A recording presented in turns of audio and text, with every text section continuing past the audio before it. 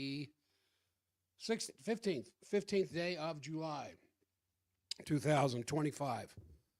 Uh, and trying to pick up where we left off yesterday. If you weren't aware of some of my recent announcements, I am on K Talk now Monday and Tuesday from 8 to 9, not 7 to 9. But tomorrow on the health show, it will be a 2-hour program, 7 to 9. There's just too many subjects to cover during a health show to cram it all into 1 hour. So I will do 2 hours on Wednesday. So welcome. As I said, I kind of want to pick up where I left off yesterday. Don't be distracted.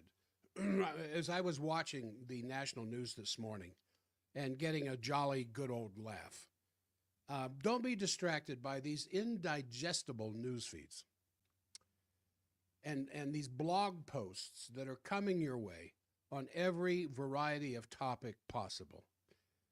There are events that everyone is talking about, of course, such as the announcement of more weapons now being sent to the Ukraine by the Trump administration and by NATO, and it's all okay now because, as they were saying on Fox News this morning, it's all NATO money. Yeah, sure. And however, no matter how important this may momentarily be, operating within the realm of ever-increasing national entropy and predictable tragedy, such, however, is not and will hopefully never be the focus of this program. As the scripture says, fear them not. Therefore, for there is nothing covered that shall not be revealed, or hidden that shall not be known. So we have to be kind of clear-eyed about the unfolding tragedy in order to avoid it. And everywhere you turn, there's something tragic going on in Washington now. By that I mean, and I have to go back to the Epstein thing, because I've been doing a lot of thinking about this, trying to figure out how they got a 180-degree turn in everybody who was ready to just arrest the list and indict them and throw them in jail. I've got other things I want to talk about before I get into that, but I just wanted to set the stage as this.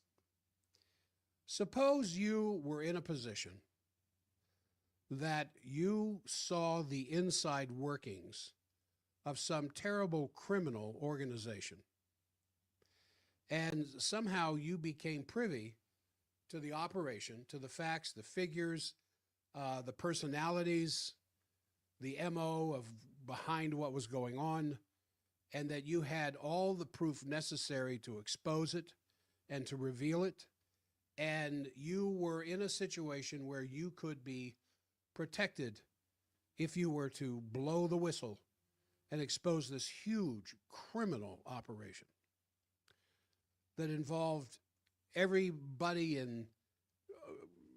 that you know of, involved Hollywood personalities, involved personalities in the music industry, personalities in professional sports, personalities in the military, personalities in Congress, which wouldn't be hard to do, since they're so purchasable anyway.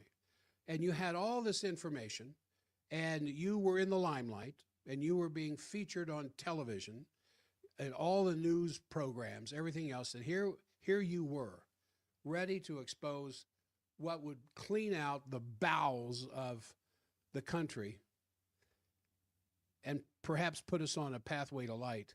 And all of a sudden, the next morning, you deny anything.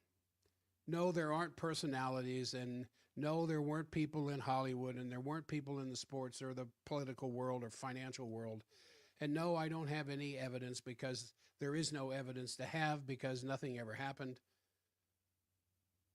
What would explain that? What would somebody have to do to you? What would somebody have to threaten you with in order for you to change your story so dramatically? Could they just pay you off? Nah, I don't think so. It comes down to a four-letter word that starts with F. Fear. Something would have to be presented to you or threatened to you of a fear-based nature that the mere thought of it would leave you shaking in your boots. Like somebody coming to you and saying, you should not proceed with what you're doing. Oh, we have to. We've made all these promises. We've got stacks and stacks of records, and we got videos, and I'm just going to come right out and tell the truth because these evildoers need to be brought to justice. And then you were shown AI pictures of your children being burned alive in front of you. Would that be enough to change your mind? Or your children being drawn and quartered? What would it take to strike fear in your heart to the point where you would just stand there with a stupid looking look on your face, your mouth shut, looking like some painted clown, and deny everything you had told up to that point as being true, now is false? And I want you to keep that in mind. Now, this tragic comedy that's going on in the Ukraine with its Walmart greeting Pagliacci Zelensky now coming to a close, no matter what the headlines say, no matter what weapon shipments Trump is promising, no matter what is real or merely promised. And then as of yesterday, this silly 50-day, all right, Putin, you got 50 days, by which time the war in Ukraine must conclude, as decreed by President Trump, as with the famous story, the monkey paw.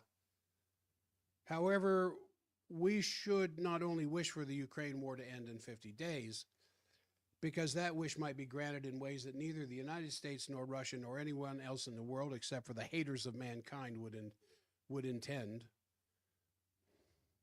For example, Annie Jacobsen, who's author of Nuclear War, a Scenario, in an interview just less than a week ago, which also included as a guest CIA intelligence officer Andrew Bustamante, told the following story.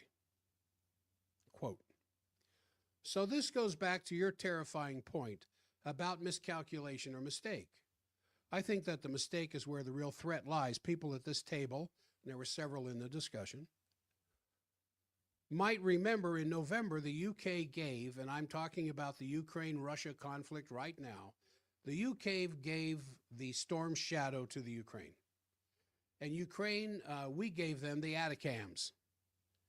And these are systems, missile systems, essentially to be able to go further into Russia, to allow Ukraine to fire further into Russia, and Russia was pissed off. And in response, they fired an immediate range ballistic missile capable of carrying a nuclear warhead, okay? This is the first time in history that a ballistic missile was used in this kind of kinetic war, hot war. And I was on an airplane leaving London, and I went, oh my heavens, is this the situation where I'm not going to land because there's a nuclear war going on? Because that is precisely the kind of thing I wrote about in Nuclear War Scenario, where somebody's launched. And the United States, because we have a launch on warning policy, will launch before the first one lands because we're not willing to wait to see what was in that warhead. Now, what was the warhead? What was in this warhead that Russia launched? Nothing. The Russians launched an inter-range ballistic missile into the Ukraine with nothing in the warhead. Why? I mean, this is so terrifying, she says.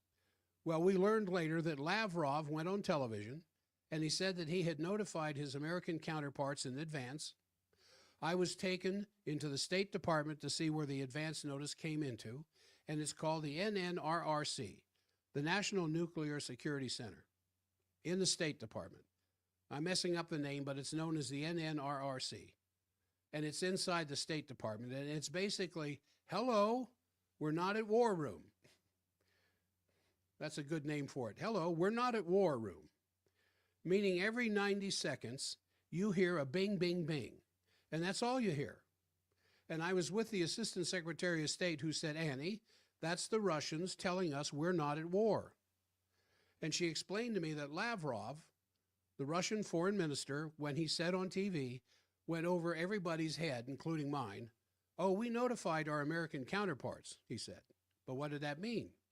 Well, what Mallory Stewart, the Assistant Secretary of State, told me was that it meant that Lavrov rang up the NNRRC and said, you know, we're launching, but it does not have a nuclear warhead.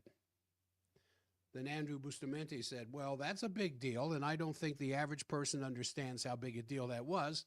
I think it was called the Oreshnik. Jacobson, yes, it was called the Oreshnik. Bustamante, well, the Oreshnik was the newest, most modern version of an ICBM, intermediate ballistic missile that the Russian inventory had. We had never seen it deployed. It never had been seen before, and reminded the whole world, you do not want to go down this world. Now that interview, as of the time I looked at it here yesterday, had 3 million views. Meanwhile, regarding the Ukraine, if unconfirmed, anyway, a report from Alexander Mercouris of the Duran was filed yesterday saying this. This involves a Ukrainian commentator who published apparently a plan, details of a plan which he says he was given by Ukrainian officials, in which there are now apparently serious preparations planning for a relocation of the Ukrainian government to the West. In other words, away from Kyiv. Now, the Ukrainians immediately said, this is fake, that's not an original document. But the Ukrainian commentator, who is apparently a well-regarded one, stood his ground, and he said that that simply isn't true. It is an absolutely real document. And he was absolutely confident in its authenticity, especially the people who gave it to him. So why, if Trump said, all right, give them everything they want, says this yesterday regarding armament to the Ukraine, why would the government be getting out of Kyiv and moving further west into the western parts of Ukraine over with a border of Poland? Why would they be moving their government if they were making advances? And so my point is here, these almost daily news flashes that come out. Listen, the war's over. It's just a cleaning up stage that's going on now. Russia's moving by kilometers every day, and there's hardly any resistance left. And the accusations of whatever defense ministry the Ukraine has out grabbing anybody who's breathing, who looks like they can point a gun forward, is being drafted, involuntarily, of course, and thrown on the front lines. And the very nature, you know, it's one thing, you know, I was able to squeeze a couple of stories out of my father, who was a grunt in Europe. He had a little mission before D-Day, and then he had a mission after D-Day, and was seriously wounded enough that he was sent home in, I believe it was March of 45, for a 6-month recovery in Virginia. And trying to get him to talk about being in a battleground situation where the enemy is within earshot and you're shooting bullets at each other, trying to kill each other. And we know that the percentage of American doughboys, I don't know if it was the same thing in the Pacific, but I suspect it probably was, as it was in Europe. Almost half of them shot above the heads of the enemy. They just could not bring themselves to kill the enemy.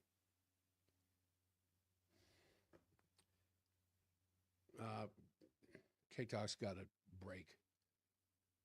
And so I asked him, fear. Tell me about the fear. What was it like when you hear bullets whizzing by your head? Any one of them that could take you out. And he didn't really want to talk about it much. I don't know that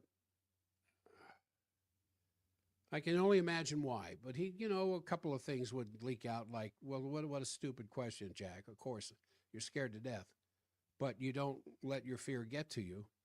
You just, you're in your foxhole or you're behind some kind of tree or there's something, protecting you, blocking you from the enemy's bullets.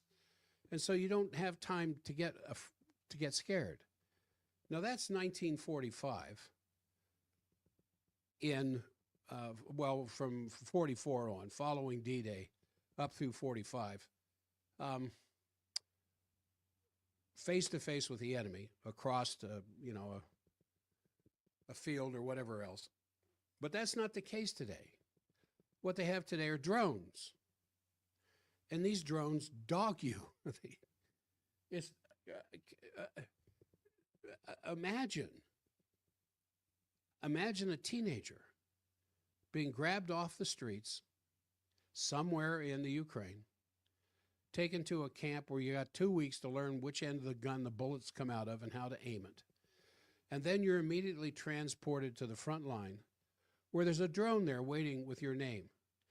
Now, these aren't big, gigantic drones. These are small drones. And they carry a grenade. And they are programmed through their camera to find something hot, like your body temperature. And they follow you. And they zero in on you. And they hit you in the head with a grenade.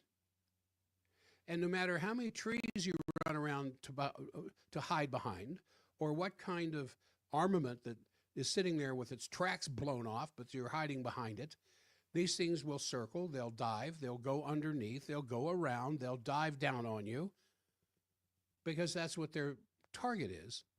And it's not like somebody shooting a bullet at you across a field where you've got some kind of body coverage.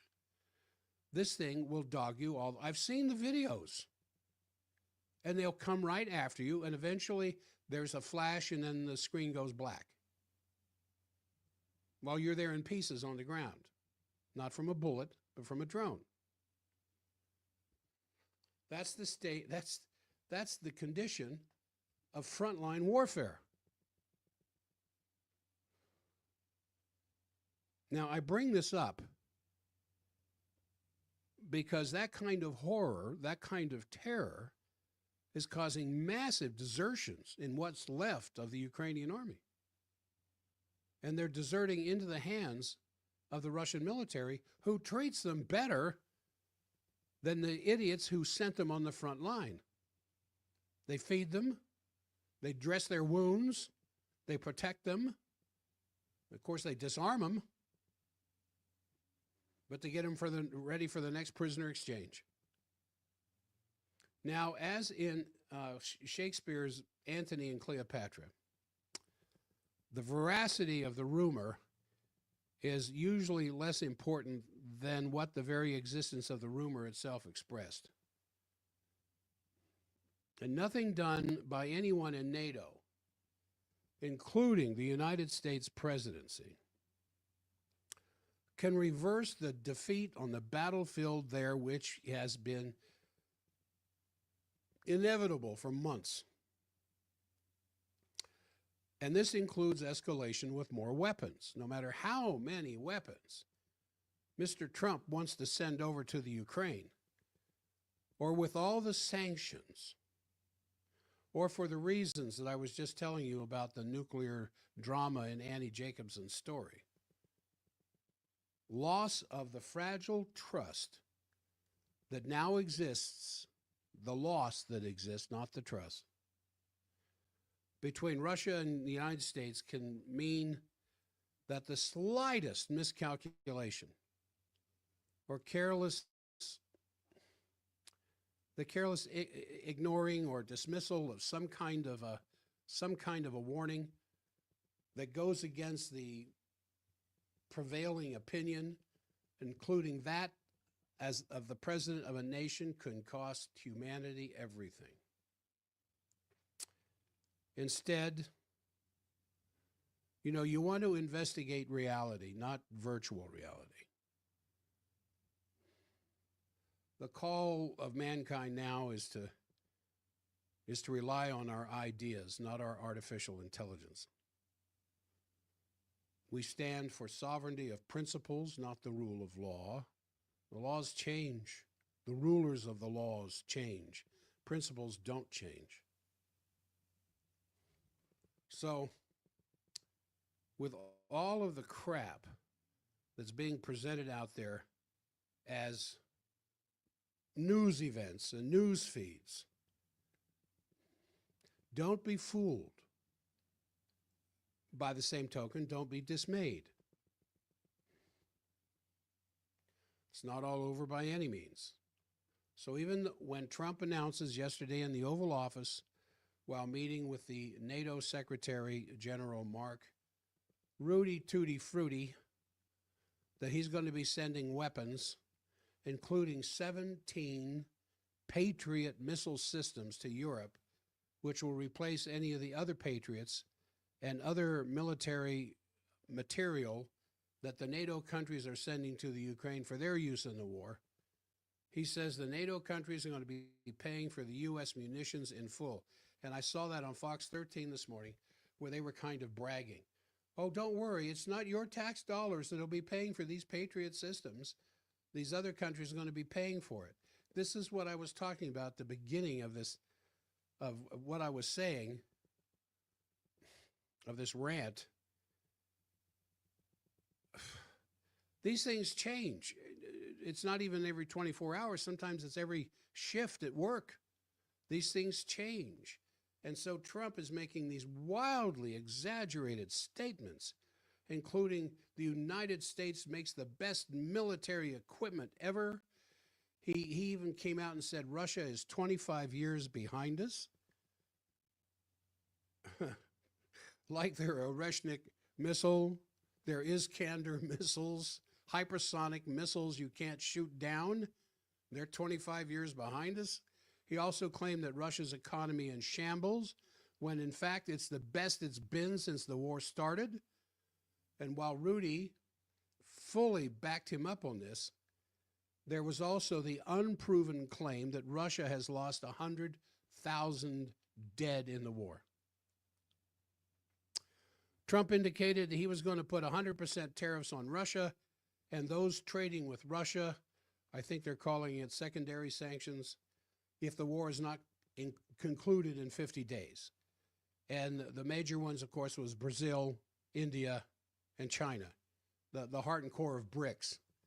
And again, as I've been saying all along, this is about stopping BRICS from getting off the ground. It isn't preserving the territorial integrity of the Ukraine. It's to stop BRICS from getting off the ground, the same thing in the Middle East. Ask about the 500% tariffs now being pushed through Congress by the illustrious super mega wealthy Senator Lindsey Graham and other war hawks. Trump replied that they were doing good work. They're all doing good work. But that he felt 100% tariffs probably was all that was necessary to impose. He underlined that his purpose is to force Russia to the peace table as soon as possible. And this is just where it gets so nuts. He repeated several times that he was very disappointed. I'm just so disappointed in Vlad, claiming he thought he had reached a deal with Putin 4 times, only to learn that, and I don't know, remember how he said it, he just continues to bomb Kyiv. And then again, they told the false story this morning on Fox 13 that Russia was bombing maternity hospitals. I explained that clearly yesterday from several different sources. No, there was a military target down the street, and the concussive force of the explosions of the military target shattered the windows, a few of the windows of the maternity hospital. And so you have a lady in bed next to a window, about to give birth, or just recently have been given birth, trying to nurse her newborn. The window shatters. Of course, there's alarm and scare. And what they did was to evacuate these people to a safer location. But no, Fox 13 was reporting that Russians were purposely bombing maternity hospitals. I don't know why I watch that stuff. I watch it because I want to know what the enemy is saying. And of course, Fox is the enemy as far as I'm concerned. They all are. They're all the war party. I don't care if you're listening to CNN or Fox or any of the rest. They're all the war party. The same thing in Congress. They're all the war party. They all want to go to war. And of course, they all want to protect our 51st state of Israel. Israel first, America second. And that's just kind of the way it is. So Trump thinks he's made some inroads with Putin to establish some kind of peace talks. And then he says, oh, and then he's just bombing Kyiv again. Trump claimed that he had succeeded in stopping several wars. That he stopped the war in the Congo. He stopped the war in Serbia. He says, well, Gaza is still a little bit of a problem, but that Putin is the one who's holding back peace in the Ukraine. Trump said he was glad that the European leaders have a real spirit for the war. That's no way for a president to talk. I'm glad they've got a great spirit for the war. Let's kill some more of those Ukrainian boys. He said he was still hopeful that he could end the war, but implied that this was entirely up to Putin's responding to his big day policy announcement.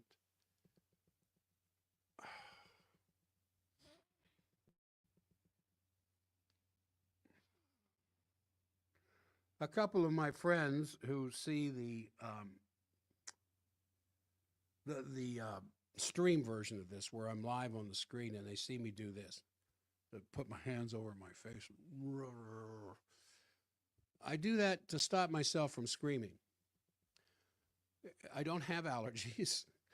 I don't have a stuffed up sinus. So I'm not trying to reveal any, or not to offer myself some kind of therapy in that particular regard.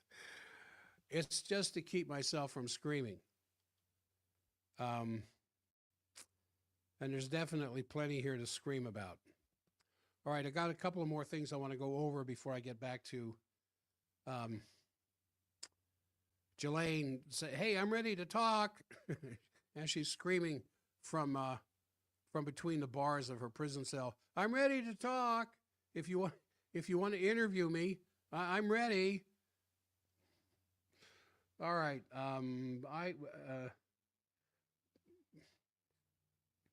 Criticism of the plan announced by Israeli Defense Minister Israel Katz last week to build a humanitarian city on the ruins of Rafah in the southern end of the Gaza Strip is on the rise within Israel. And in a series of posts on X, the opposition leader, Lapid, called the plan an expensive fantasy of Netanyahu's far-right partners. Finance Minister Smotrich, National Security Minister Ben-Gvir, who favor the reestablishment of Israeli settlements in the Gaza, reported in the Times of Israel that he wrote further that the $4.5 billion that the plan is estimated to cost could be spent better on education and lowering Israel's cost of living. But no, the right wing, the Likud, wants to build a humanitarian city. A humanitarian city, not a sanctuary city. A humanitarian city on the ruins of what is left of Rafah. Lapid also tweeted an excerpt from an interview he gave to Army Radio, in which he called the plan a bad idea from every possible perspective and said it would force Israel to have no choice but to stay in Gaza. See, there are many members of the Knesset that want the IDF and Israel and all of its political military machinations to pull the hell out of Gaza and leave it to the Palestinians and let them have it. So in this interview, Lapid says, what is a humanitarian city? Will it be permitted to, can you get out of it if you get into it? How's this going to be enforced? He said there'll be 600,000 people with a fence around them. He says, I don't really like people saying concentration camp. There are comparisons that can be made, but if people can't live or leave, then it's a detention camp. And if people can leave, well, then there's no humanitarian city. So Prime Minister Olmert had no problem, Prime Minister Olmert had no problem calling the supposed humanitarian city what Lapid didn't want to say. Olmert said, yeah, it's a concentration camp. I'm sorry. He told The Guardian when it asked about Katz's plan, he said, if they, the Palestinians, will be deported into the new humanitarian city, then you can say that this is a part of ethnic cleansing. Olmert said that would be the inevitable interpretation of any attempt to create a camp for hundreds of thousands of people. And when they build a camp where they plan to clean more than half of Gaza, then the inevitable understanding of the strategy of this is that it will not be saving the Palestinians. It is to deport them, to push them, and throw them away. There is no understanding that I have, at least. So the IDF is also reported to have reservations about the plan. According to the Times of Israel, Prime Minister Netanyahu convened a limited security cabinet meeting 2 nights ago, at which the IDF was present, presenting an outline for the humanitarian city. And according to Channel 12, the government's channel, while the military was expected to affirm that it would follow elected officials' orders, it was also to sound a note of caution over the costs of the plan. So Times of Israel cited Channel 12 reporting that military brass is also worried that proceeding with the humanitarian concentration camp will cause harm and interfere with ceasefire talks. You think? The outlet claimed that preliminary discussions in the defense establishment, where officials are concerned that Hamas may interpret the plan as a signal that Israel intends to resume the war after the proposed 60-day ceasefire. The IDF leadership fears, the report said, that the plan would undercut United States guarantees for an end to the war, which would end up tanking the deal. So to have a concentration camp or not to have a concentration camp. All right.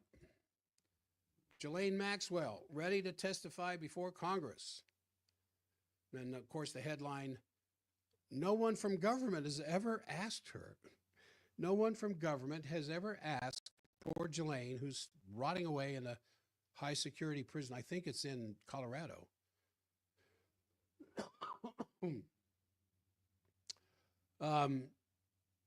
Would you like to testify before the government what you know?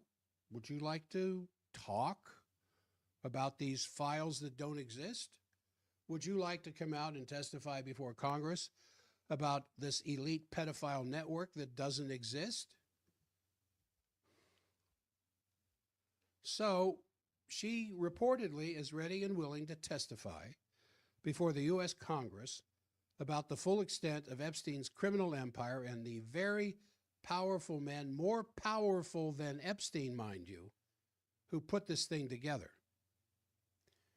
Now think about that in light of the recent denial by people who had, Bondi, we have tens of thousands of videos. The files are all stacked on my desk. Bongino, and that poor man, I think he's broken now. I think he's going to resign because he had to lie. And I never thought of Bongino as a liar. The poor man. Now they're all saying, no, well, who said there was a file? Did you say it? Did you say it? Jeez. According to the Daily Mail, Maxwell, who's 63, has not been offered a plea deal. nor has she been contacted by any U.S. official about providing testimony, something that she reportedly said, "I would welcome. Let me tell my story." A source close to Maxwell told the news outlet she would be more than happy to sit before Congress and tell her story. And I'm sure there are probably members of the committee on the stand in front of her who would just love to hear the story told, provided their names weren't mentioned.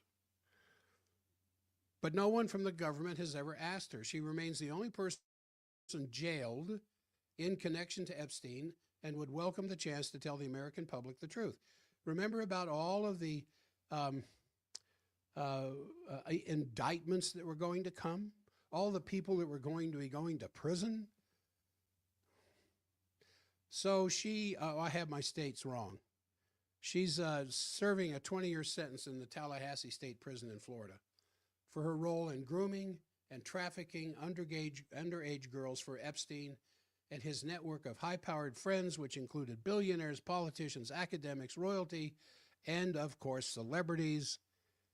Yet to date, as you well know, not a single Epstein client has been charged. And now there are no clients because there are no files.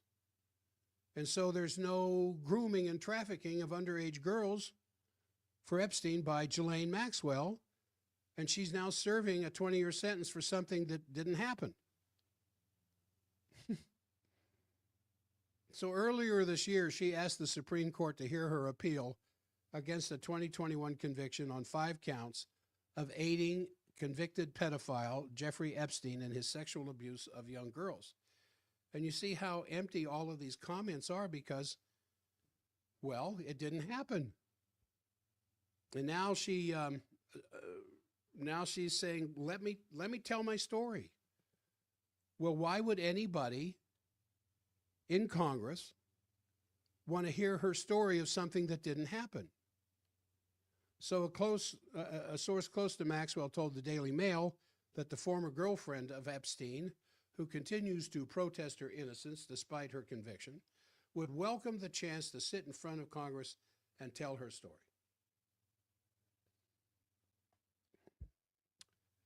The source said this: congressional hearings have been held into everything from JFK's assassination to 9/11. The Epstein files rank up there with those cases. Ghislaine would be willing to speak before Congress and tell her story. Well, there's something different here. With JFK's assassination, now that we know the CIA was behind it, and James Angleton's story,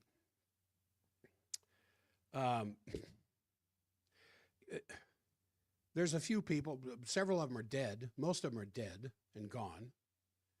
The story with 9/11, regardless of all the inside stories of the internal explosions, which was highlighted, of course, with Building 7 that brought those towers down, still most Americans don't want to believe something so evil. And a lot of those people aren't around anymore. But with the Epstein files, which doesn't exist, there's a lot of those people who are around. It's not exactly the same thing. So President Trump's former first buddy of the White House, Elon Musk, and where's Elon? Have you heard from him lately? And Doge, what happened to Doge? Is Doge going to disappear every bit as much as the files are going to disappear? Do you see how rotten things are in Washington?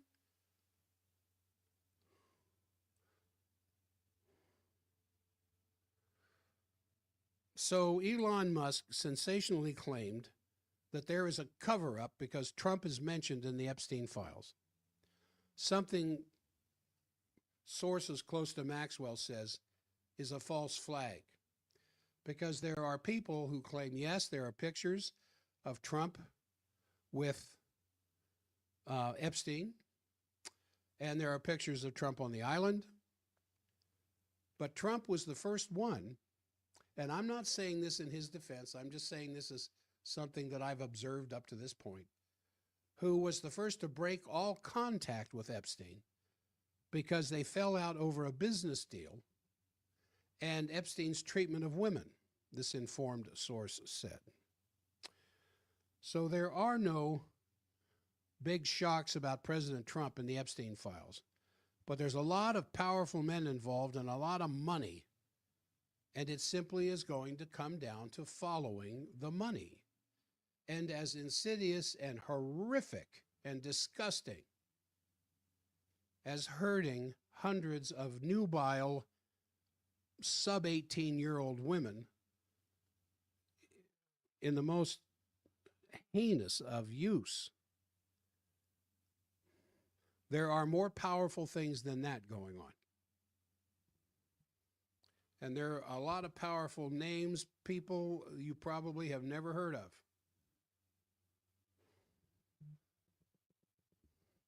Up to 99% of the MAGA faithful believe, and this, of course, was the numbers and the attention given to this during the election cycle, before the November election. Up to 99% of the MAGA faithful believed that Epstein was providing these services to the likes of Bill Clinton, of course, and half of Hollywood. And there are pictures of Trump, sometimes with Melania, laughing it up with Epstein. Were these pictures on the Epstein Island? Were they in the White House? I don't know. But there's plenty of these pictures. And knowing Melania, as I feel like I do from comments she's made and behavior that she has exhibited, there may be some truth to Trump when he finally realized what was going on. And he's certainly not the fastest to recognize what's going on around him, or he would throw out half of his advisors right now. That maybe Melania said, hey, this stinks. We got to get out of here. And we got to get out of here now. Now, along with the unsigned memo, the government now suddenly produces video footage taken from outside Epstein's cell on the night he supposedly killed himself. And it's from a very odd angle. And 1 minute, as you well know by now, is strangely missing. Of course, it shows no one entering his cell. What else could it show? Him getting out? Him being exited out the back of the prison in the middle of the night with the cameras turned off, into a car to the airport, being transported to his island? Nah, he killed himself. So what needs to be explained is the fact that we had been previously told that the security cameras weren't working the night that Epstein left this Vale of Tears. Well, is that a usual thing? Oh, no, it just didn't work that night. It sounds like the same thing that happened during the Sandy Hook Elementary attack, when their cameras strangely weren't working that day. Or the Parkland High School in Florida. Remember that? Remember how their internal cameras weren't working that day?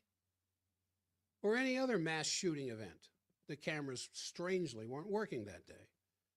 So it's been reported many times that these cameras weren't recording on the night in question. And in addition, the 2 guards that were assigned to watch Epstein fell asleep on the job. They're night shift. They're up all night. They're sitting there watching TV screens, and every now and then they got to get up and walk the floor. But strangely, both of them fell asleep. Maybe they had played a rough soccer game during the day and were just too tired. Well, it's stressful to keep lookout over someone who you're suspecting might be murdered in the middle of the night. So while you're there watching the door, you're watching the cameras to make sure he doesn't get murdered in the middle of the night because of what he's going to talk about the next day. It could be grueling. It could be tiring. It could force you to go to sleep. It's better to just get some rest. I suppose some intrepid reporter might bring this up, but to no avail. because you know what President Trump had to say to a reporter. And that's the beauty of having a free and independent press. So going full what has been referred to as Trumpenstein, our president responded to a very softball question that I just said about Epstein, angrily saying, "Are you still talking about Jeffrey Epstein? This guy's been talked about for years.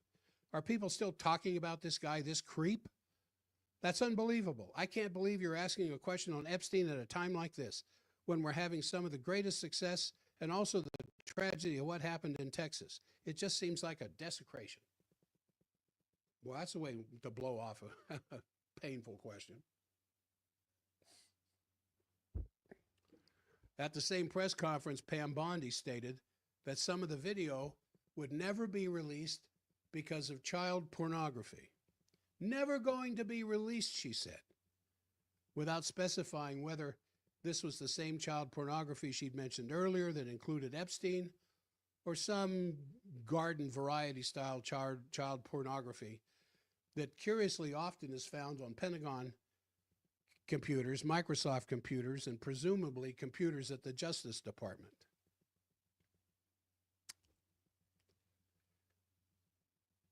Those files are never going to be released, Attorney General Bondi says, because they contain child pornography. What files? Now she says there are no files. What, as I said at the beginning of this program, and we're almost done,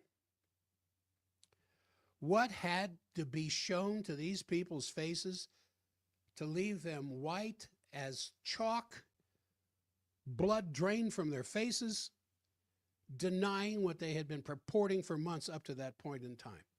What kind of fear had to be instilled in their heart and their mind? And it's not just fear of loss of their job. It's not just fear of sanctions. It's probably the worst thing you could possibly imagine, not just whispered in their ears, but shown to their face.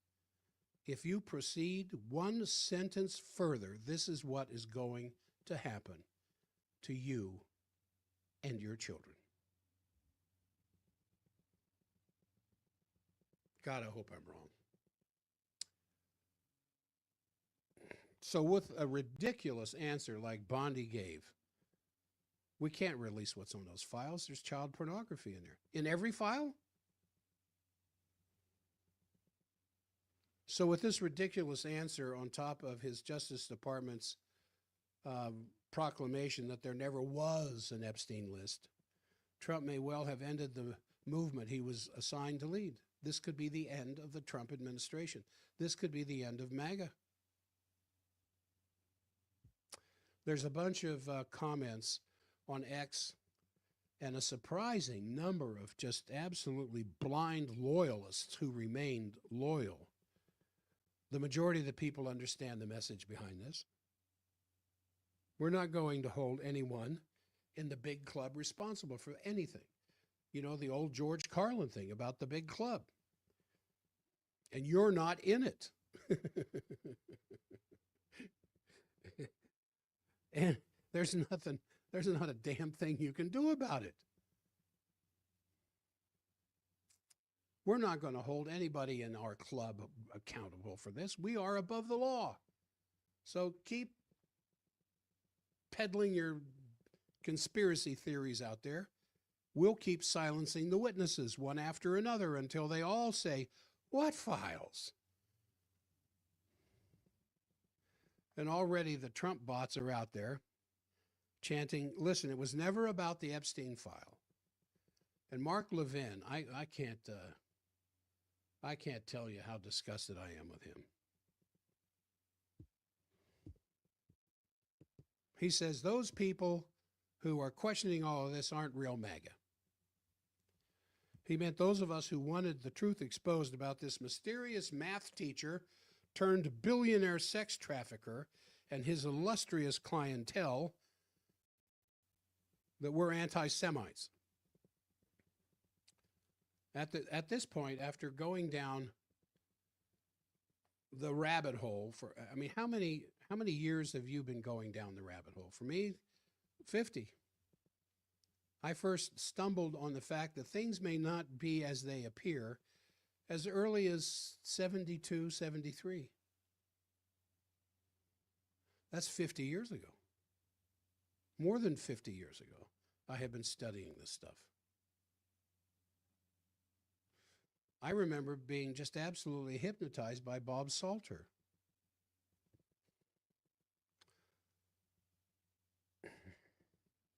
Never wanted to miss his shows because, and boy, was he ever the bane of Salt Lake government. He never let anything get by him. And I don't know why I'm upset about this. I don't know why I'm surprised by this.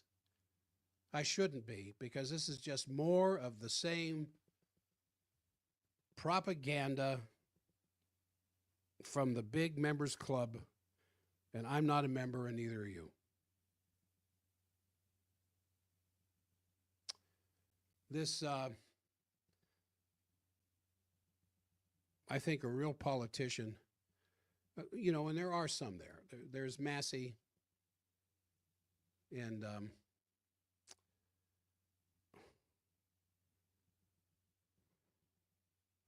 you know, even the Russiagate. No one's been prosecuted for Russiagate. Hillary hasn't been prosecuted for destroying 30,000 federal files.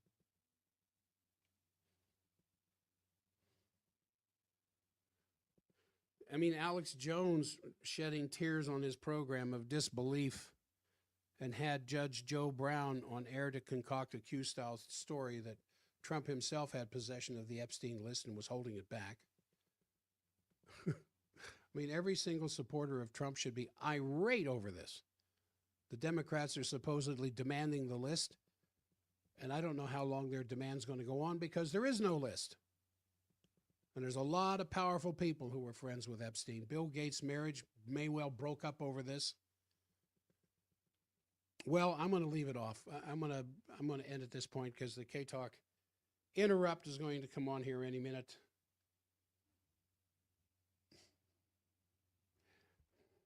As I said. All right, for the streamers, thanks for being a part of the program. I'll be back again tomorrow with a health show for you. I hope you will find interesting. I want to tell you that don't dismay. And I just laugh so that I don't scream. I rub my eyes so I don't tear out my hair. But I don't know that the swamp is going to get drained. And I kind of wonder how much ground Elon Musk might get in starting the American Party. I'd be interested in learning a little bit more about it. All right, that's going to do it for today. Thank you for being a part of the stream.